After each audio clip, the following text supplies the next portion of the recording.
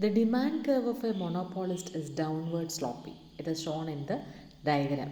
Since the demand curve is downward sloping and it is negative, the marginal revenue curve will follow it. It will be below the demand curve and it's also negatively sloping. At point D, the price elasticity is infinity. At point C, the price elasticity is unity, and at point D dash, the elasticity approaches 0. So this is the condition. And since the monopolist is a price maker, he will be deciding the price, as there is no close substitutes available to the product. There is no difference between the firm and the industry in this case.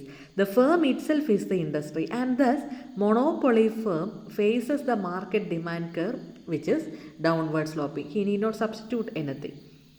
So the monopoly emerges out of the government licenses, patents, coordinating their output together.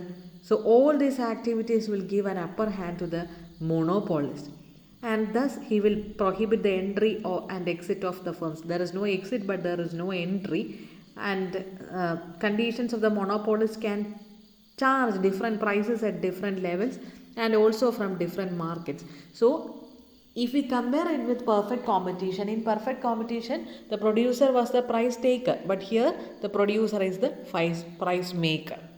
The single product seller or the single market seller will deal with the entire activity in the industry that is taking place. So a single commander will become, no doubt, the monopolist himself.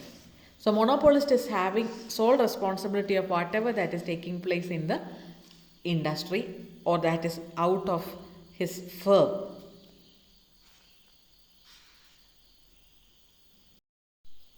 We can also analyze the reason why MR curve lies below the average revenue curve.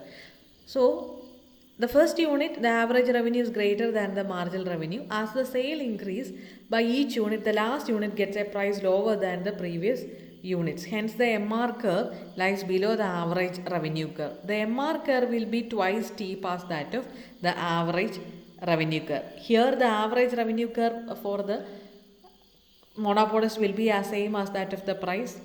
The total revenue will be gained by selling each unit. So he is facing the demand of the entire market and the entire industry.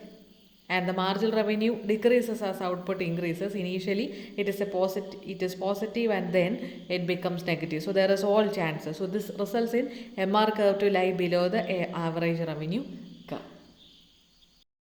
That is why in the diagram we can see a downward sloping demand curve, a downward sloping steep MR curve. So this is the reason for MR curve to lie below demand curve, and also